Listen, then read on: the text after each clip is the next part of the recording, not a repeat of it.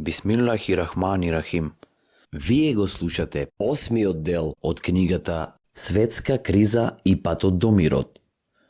Ова е збирка на говори и писма од Хазрети Мирза Масрор Ахмад, имам и поглавар на Ахмадија муслиманскиот джемаат, петтиот наследник на ветениот Месија.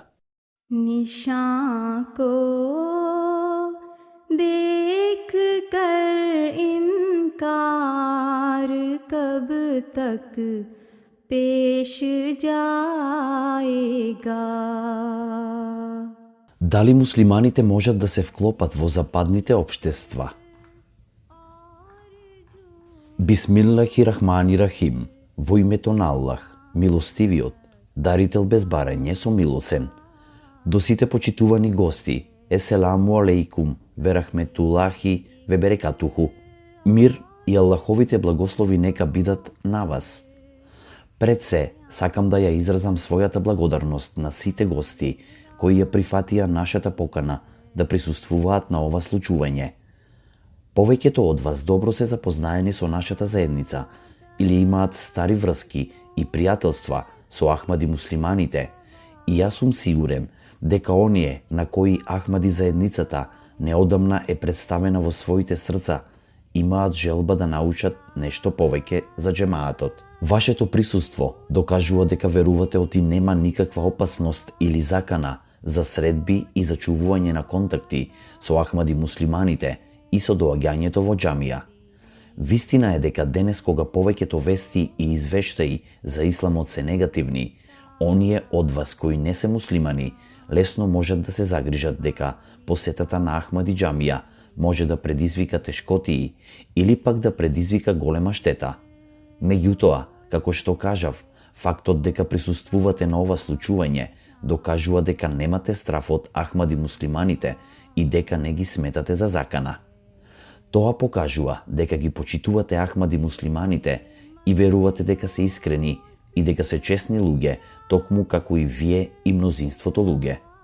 Говорејќи го ова, јас не ја отфрлам можноста дека постои мал број од вас кои наспроти тоа што денес дојдовте тука и понатаму имате одредена доза на резервираност и загриженост, дека може би сепак ќе имате негативни последици заради вашето присуство тука. Можно е дека сте загрижени дека може би седите до луѓе со екстремистички ум и намери. Ако било кој од вас има такви стравови, веднаш треба да ги отфрли од своето срце. Ние исклучително сме препознатливи во овој поглед и затоа, ако било која екстремистички настроена личност се обиде да влезе во нашата џамија или област, ние ќе превземеме сериозни мерки да ја отстраниме од зградата. Затоа бидете уверени дека сте во сигурни раце. Навистина, Ахмадија муслиманскиот џемаат е заедница во која, ако било кој член во било кое време или на било кое место покаже екстремистички намери, крши закон или уништува мир, тој ќе биде исфрлен од џемаатот, заедницата. Нашата должност да превземеме толку строги мерки е поради неограничената почит кон зборот Ислам, што буквално значи мир и сигурност. Нашата заедница го покажала вистинското значење на зборот Ислам. За доаѓањето на ова вистинско представување на Исламот, всушност однапред било најавено во величественото предскажување кое го дал основачот на Исламот, честниот пратеник салаллаху алейхи веселем, пред повеќе од 1400 години. Во ова предскажување, честниот пратеник салаллаху алейхи веселем рекол дека ќе дојде време кога мнозинството муслимани ќе ги заборават вистинските и чисти учења на Исламот.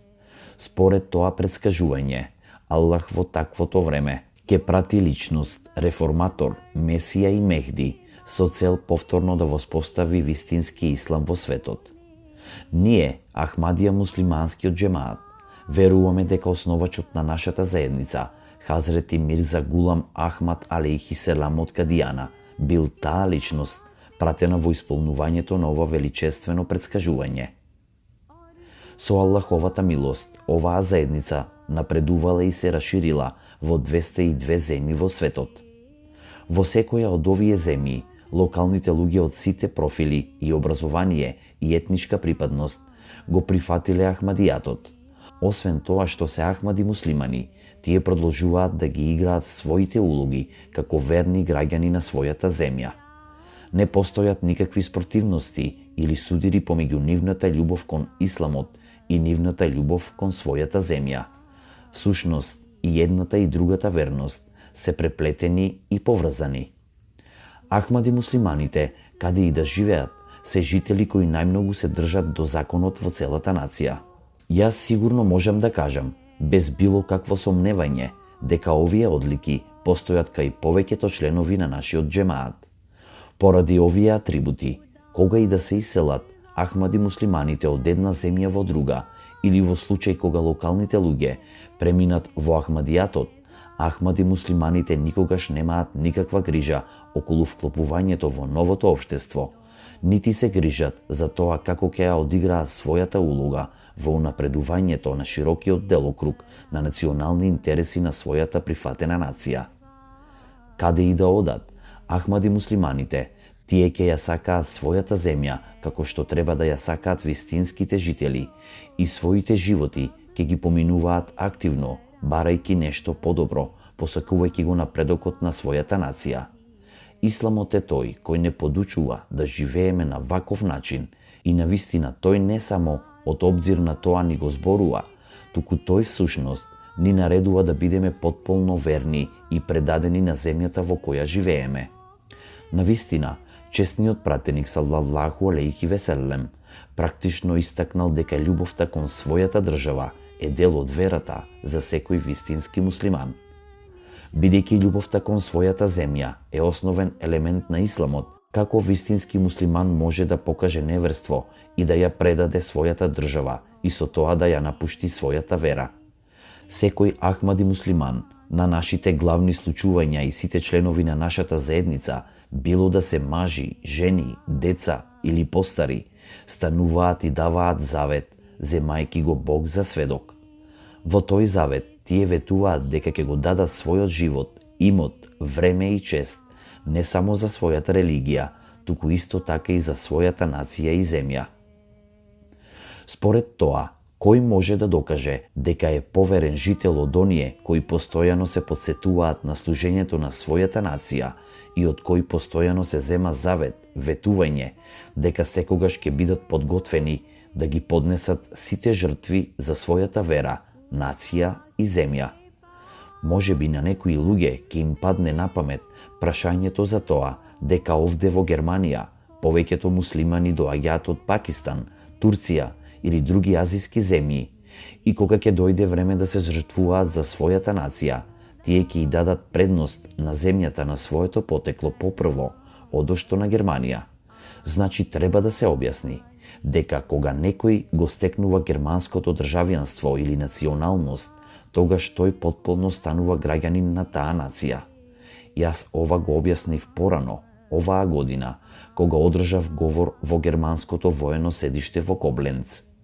Тогаш објаснив, во согласност со исламските учења, што ќе се случи ако се појави ситуација каде Германија ќе биде во војна со земја од каде потекнуваат доселениците кои станале германски жители.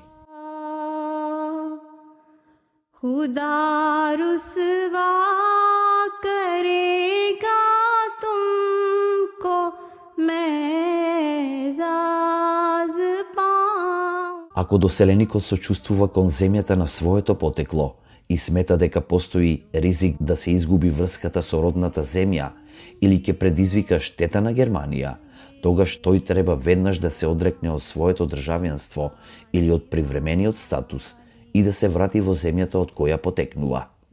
Меѓутоа, ако тој одлучи да остане, тогаш исламот не одобрува никаков облик на неверност кон државата. Ова е безусловно и несомнено учење. Исламот не одобрува било каков облик на побуна или пак на правење планови против својата нација, било на прифатената или друга, или да направи штета на било каков начин. Ако некој работи против својата прифатена нација или и предизвика штета, тогаш кон таков човек треба да се постапува како кон непријател на државата, предавник и треба да биде казнет во склад со законите на земјата. Тоа ја објаснува ситуацијата на муслиманските доселеници. Во случај кога е во прашање локален германец или некој од друга земја кој поминал во ислам, совршено е јасно дека тој нема друг пат освен да покаже потполна верност на својата голема нација. Другото прашање кое понекогаш се поставува е: кои мерки треба да ги преземат муслиманите кои живеат на запад, кога западните земји водат војна со муслиманска нација? За да одговорам на ова прашање, пред се треба да споменам дека основачот на нашата заедница, ветениот Месија алейхи селам, објаснил дека ние сега се наоѓаме во ера кога верските војни потполно се завршени. Во историјата постоеле периоди кога се случувале војни и битки помеѓу муслиманите и народите од други религии. Во текот на овие војни, целта на оние кои не биле муслимани била да ги убијат муслиманите и да го уништат исламот. Во повеќе случаи, народите од другите религии први напаѓале и муслиманите немале избор, освен да се бранат и да ја бранат својата религија. Меѓутоа, ветениот Месија алейхи селам објаснил дека таквите околности веќе не постојат, бидејќи во модерното време не постојат влади кои прогласуваат војна или водат војна со цел да го уништат исламот. Напротив, постои голема религиска слобода и на западот и во муслиманските земји. Нашиот џемаат исклучително е благодарен што постои таква слобода која им дозволува на ахмади муслиманите исламската порака да ја пренесуваат во немуслиманските земји. Токму поради тоа, ние сме во состојба на западниот свет да му ги представиме вистинските и убави учења на исламот, односно учењето за мирот и хармонијата. Сигурно е дека токму поради религиската слобода и толеранција, јас денес имам можност да стојам пред вас и да го представам вистинскиот ислам. Поради тоа, јасно е дека денес не се работи за религиски војни. Друга ситуација која може да се појави е кога мнозинството во муслиманските земји и мнозинството во христијанските земји или било која друга земја води религиска војна. Како ќе се однесува граѓанинот кој живее во овие држави, било од христијанска или некоја друга религија? За да одговорам на ова прашање, исламот ми овозможил златен принцип, а тоа е дека човекот никогаш не смее да ја помага суровоста и измачувањето. Затоа, ако муслиманска земја се служиш со суровост и измачување, тогаш тоа треба да биде сопрено. Ако суровост покажала христијанска земја, тогаш тоа исто така треба да биде сопрено. Како граѓанин поединец може да ја запре својата собствена земја во суровоста и неправдата? Одговорот на ова прашање е многу едноставен. Во сегашно време, демократијата преовладува ширум западниот свет. Ако праведните луѓе видат дека нивната влада го угнетува народот, тогаш треба да го кренат својот глас, да се спротивстават и да се обидат својата земја, да ја вратат на вистинскиот пат. Може само и група луѓе да се крене. Ако тој граѓанин види дека неговата земја го загрозува суверенитетот на друга нација, тогаш треба да го сврти вниманието на својата влада и да изрази загриженост.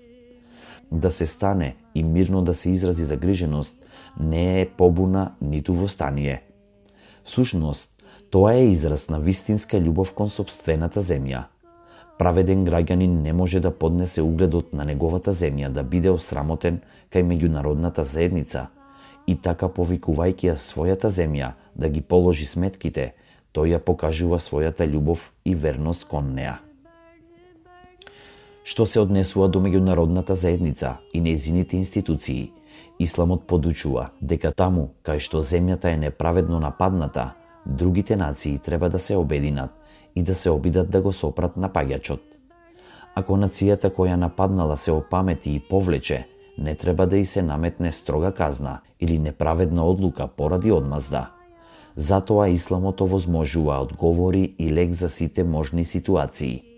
Суштината на исламските учења е дека мирот морате да го ширите до таа мера што чесниот пратеник, салаллаху алейхи веселем, муслиман го дефинирал како личност од чија рака и јазик се сигурни сите миролюбиви луѓе.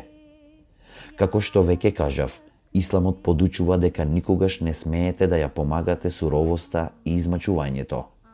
Ова убаво и мудро учење е она што го води вистинскиот муслиман кон добра положба, чест и углед во секоја земја во која живее. Нема сомневање дека сите искрени и честити луѓе би посакале да имаат такви миролюбиви и внимателни луѓе во својата заедница. Честниот пратеник Мухаммед саллаллаху алейхи веселем на муслиманите им дал уште едно убаво учење според кое треба да го живеат животот. Тој подучувал дека вистинскиот верник секогаш треба да трага за она што е добро и чисто. Тој подучувал дека секогаш кога муслиманот ќе го пронајде зборот на мудроста или било што благородно, тоа треба да го смета за свое собствено наследство. Според тоа, со иста решителност со која човекот се бори да го стекне собственото наследство, кое попрво му припаѓа, муслиманите се подучени дека треба да се борат за мудроста на светот и добрината каде и да ги најдат.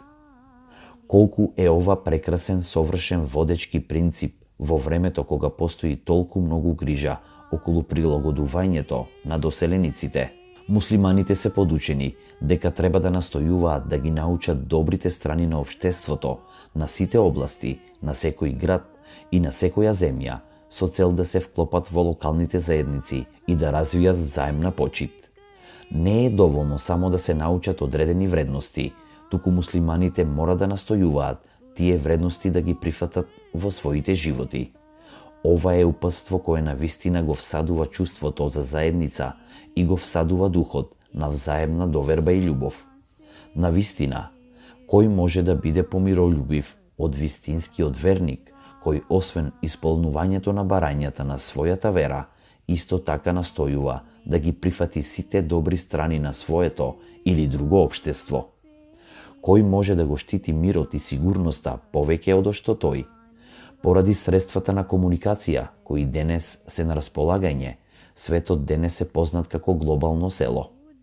Ова е нешто што честниот пратеник, саллаллаху алейхи веселем, го предскажал пред околу 1400 години, кога рекол дека ќе дојде време кога светот ќе стане едно и ќе изгледа дека далечините се скратени.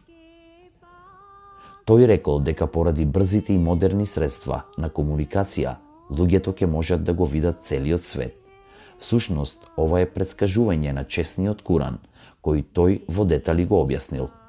Во поглед на ова, честниот пратеник саллаллаху алейхи веселем подучувал дека кога ќе настапи такво време, луѓето треба да учат и да ги прифаќаат добрите нешта еден од друг, исто онака како што би го барале својот загубен имот. Со други зборови, треба да ги прифатиме сите добри работи, како и да ги отфрлиме лошите. Честниот Куран оваа наредба ја објаснил, говорејќи дека вистински муслиман е оној кој наредува добро и забранува зло. Имајќи го сето ова на ум, се поставува прашањето, која земја или општество можат да кажат дека не можат да имаат толеранција или не можат да ги прифатат таквите миролюбиви муслимани или не можат да дозволат исламот да биде меѓу нив. Минатата година имав прилика да се сретнам со градоначалникот на Берлин и му објаснив дека исламот подучува дека секое добро во било која нација треба да се смета за свој личен имот. Тој во одговорот кажа: ако постапувате по ова учење, тогаш нема сомнеш дека целиот свет ќе ви се придружи и ќе ви помогне. Силно сум зачуден и тажен кога ќе слушнам дека во некои делови од Германија постојат луѓе кои тврдат дека ниту муслиманите, ниту исламот не се во состојба да се вклопат во германското општество. Сигурно дека исламот кој го представуваат екстремисти и терористи нема способност да се вклопи во било која земја или општество, а не само во Германија. Навистина, ќе дојде време кога гласно ќе се кренат гласовите против таквите екстремистички идеологии, дури и во муслиманските земји. Но вистинскиот ислам, кој го донел честниот пратеник саллаллаху алейхи веселем, сигурно секогаш кон себе ќе ќе привлекува искрени и честни луѓе. Во ова доба, Аллах, за да ги оживее изворните учења, го пратил ветениот Месија, алейхи селам, во подчинетост на честниот пратеник, салаллаху алейхи веселем, за неговата заедница да ја практикува и да ја проповеда вистинската порака на исламот. Нека биде јасно дека никој оправдано не може да тврди дека вистинскиот ислам не може да се вклопи ниту во едно општество. Вистинскиот ислам е оној кој шири исправност и добрина и ги отфрла сите облици на зло и грев. Вистинскиот ислам ги подучува муслиманите да се борат против злото и суровоста, каде и да постојат. Според тоа, наместо тврдењето дека исламот не може никаде да се вклопи, вистинскиот ислам природно ги привлекува општествата како магнет. Исламот подучува дека човекот треба не само да се бори да го постигне или да го посакува мирот само поради себе, туку треба да направи секаков напор да ги шири мирот и хармонијата меѓу другите луѓе со истата желба која ја има за себе. Овој несебичен став е начин на втемелување на мирот во светот. Дали постои било кое општество кое не би го почитувало таквото учење и кое не би го пофалило таквиот пристап? Сигурно дека доброто општество никогаш не би посакувало во него да се шират неморал и зло и никогаш не би се противело да се унапредуваат добрината и мирот. Кога ќе дојдеме до тоа да ја дефинираме добрината, можно е во тоа одредување да се појават разлики помеѓу религиозната и нерелигиозната личност. Меѓу видовите на добрина и доблест за кои исламот зборува, постојат два главни добродетели, од кои произлегуваат сите останати облици на добрина. Едниот облик е правото кое му припаѓа на семокниот Аллах, а другиот е правото кое им припаѓа на луѓето. Додека во дефинициите од првиот облик помеѓу религиозната и нерелигиозната личност постои разлика, во вториот облик кој се однесува на луѓето, таква нема. Правата кои му припаѓаат на Аллах се однесуваат на обожавањето и сите религии своите следбеници ги упатуваат на тоа. Во термините на правата кои им припаѓаат на луѓето, тие се нешто на што и религиозните и нерелигиозните заедници ги образуваат луѓето. Исламот детално и мудро не подучува за правата на луѓето и би било невозможно за ова кратко време да се опфатат сите негови учења. Меѓутоа, јас ќе спомнам неколку важни работи кои исламот ги втемелил и кои се неопходни за развивањето на мирот во општеството. Исламот подучува дека морате да ги почитувате и да се грижите за чувствата на другите луѓе. Ова ги вклучува верските чувства и чувствата во врска со општите општествени прашања. Во една прилика, со цел за зачувување на верските учења на евреите, честниот пратеник салаллаху алейхи веселем застанал на страна на евреите, откако поминала расправата помеѓу него и муслиманите. За да ги поштеди чувствата на евреите, честниот пратеник салаллаху алейхи веселем го прекорил муслиманот, говорејќи дека не треба да тврди дека честниот пратеник салаллаху алейхи веселем е над Муса, иако знаел дека токму тој ја донел конечната книга на законот. Ова е начинот на кој честниот пратеник салаллаху алейхи веселем водел грижа за чувствата на другите и воспоставил мир во општеството. Второто величествено учење на исламот бара правата на сиромашните и обесправените луѓе да бидат исполнети. Со таа цел, тој подучува дека луѓето треба да трагаат по прилики низ кои општествената положба на обесправените слоеви во општеството ќе биде подобрена. Ние треба да се трудиме несебично да им помогнеме на оние во неповолна положба и никогаш ни на кој начин не смееме да ги искористуваме. За жал, во денешното општество, каде што се создадени проекти и прилики привидно да им се помогне на овие луѓе, тие често се базирани на системите на кредит, каде од платата на рати е подвргната на камата. Например, на студентите често им се дава заем да го завршат образованието или луѓето пак земаат кредит за да започнат работа, а потоа им требаат години, дури и децении да го отплатат кредитот. Ако по долгогодишната борба ги погоди економска криза, сосема лесно можат да завршат на подчинето ниво, а можно е и да западнат во тешка финансиска ситуација. Сите ние сме слушнали и сведоци сме на безброј примери на такво нешто во последните неколку години, кога многу делови од светот имаа последици од финансиската криза. Едно од обвиненијата кое обично се изнесува против исламот е дека жените не ги третира на чесен и еднаков начин. Меѓутоа, ова обвинение е без никаков темел или основа. Исламот на жените им дал достоинство и чест, и јас ќе дадам неколку примери. Исламот им дал на жените право да се разветат од својот маж поради неговото лошо однесување, и тоа во времето кога жените биле сметани само за собственост или подвижен имот. Во развиениот свет, дури во последното столетие, жените го добиле ова право. Понатаму, исламот на жените им овозможил право на наследство во времето кога жените немале никаква положба или вредност. Ова право на жените во Европа им било дадено дури во поново време. Исламот исто така им доделува право и на соседите. Куранот дава детално упатство за тоа кој е опфатен со терминот комшија и кои се неговите права. Во комшиите се вклучени оние кои седат до вас, кои имаат куќи близу до вас, вклучувајќи ги оние кои ги познавате и оние кои не ги познавате. Всушност, тоа опфаќа 40 куќи кои ве обкружуваат. Исто така, како ваши комшии се сметаат оние кои патуваат со вас, и нам ни е наредено да водиме грижа за нив. Толку многу се инсистирало на ова право, што честниот пратеник саллаллаху алейхи веселем рекол дека едно време мислел комшиите да бидат вклучени во наследниците. Всушност, честниот пратеник саллаллаху алейхи веселем отишол толку далеку што кажувал дека оној од кого неговиот комшија не е сигурен, не може да се смета за верник и муслиман.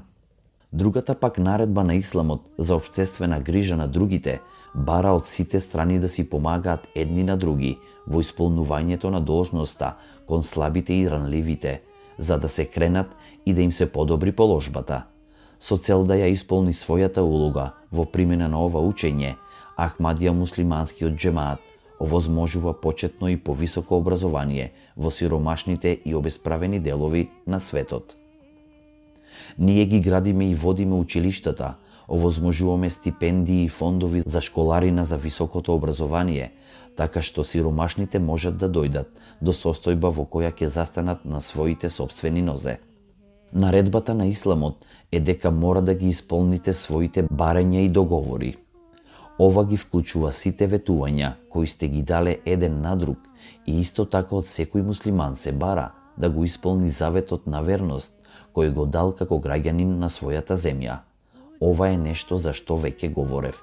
Тоа се само неколку точки кои ги спомнав за да ви покажам до која мера исламот е милостива и драга религија. Жално е што со истата сила со која исламот подучува и советува за мир во светот, противниците на исламот или оние кои не се запознаени со неговите вистински учења, креваат неосновани обвиненија против него. Како што веќе кажав, во ова доба Ахмадија муслиманскиот џемаат ја пренесува и ја покажува вистинската порака на исламот. Во светлината на ова, сакам љубезно да ги замолам оние кои ги креваат обвиненијата против исламот врз основа на постапките на мал број муслимани, да ги доведат на сослушување и да ги сметаат за одговорни овие поединци, но да не ги употребуваат таквите неправедни примери за клевета на вистинските исламски учења. Не сметајте дека исламските учења се закана или дека се опасни за Германија или било која друга земја. Не треба да се грижите дали муслиманот може да се вклопи во германското општество. Како што веќе кажав, одлика на исламот е да ги подучува муслиманите, да ги прифатат сите добри нешта и затоа не сомневајте се дека муслиманот може да се вклопи и да живее во било кое општество. Ако некој работи спротивно на тоа, тој е муслиман само по име и не е следбеник на вистинските учења на исламот. Сигурно, ако од муслиманите се побара да прават нешто што не е во ред, или ако им се каже да ги занемарат наредбите на честниот Куран, кои се однесуваат на принципите на умереност, светост на религијата, или да постапуваат спротивно на тоа што е правилно, тогаш тие тоа не можат да го направат. Меѓутоа, такво нешто не е прашање на верност, туку всушност е прашање на лична верска слобода. Загрозувањето на верската слобода не е само муслиманско прашање поради кој тие ќе станат, туку всушност сите искрени и честни луѓе стануваат и зборуваат против тоа и отворено прогласуваат дека ниту една влада или општество не треба да се мешаат во верските права. Мојата молитва е Германија и навистина секоја земја која станала дом на луѓе од разни нации и култури да ги покаже највисоките стандарди на толеранција и почит кон чувствата на другите и на овој начин тие да станат пример за оние кои покажуваат взаемна љубов, срдечност и мир. Ова ќе бидат средства за гаранција на светскиот траен мир и сигурност. Така светот може да биде спасен од уништувањето, кон кое оди како резултат на потполно отсуство на взаемна толеранција. Закана од страшно уништување се укажува над нас и затоа, за да се спасиме од таквото пустошење, секоја земја и секој поединец, било да е религиозен или не, треба да чекори многу, многу внимателно, кога само секој човек би ја разбрал оваа реалност. На крајот, сакам уште еднаш повторно да им се заблагодарам на сите што најдовте време да дојдете и да присуствувате и да го слушнете она што денес го зборував. Нека Аллах ве благослови. Благодарам, многу благодарам. इनकार कब तक पेश जाएगा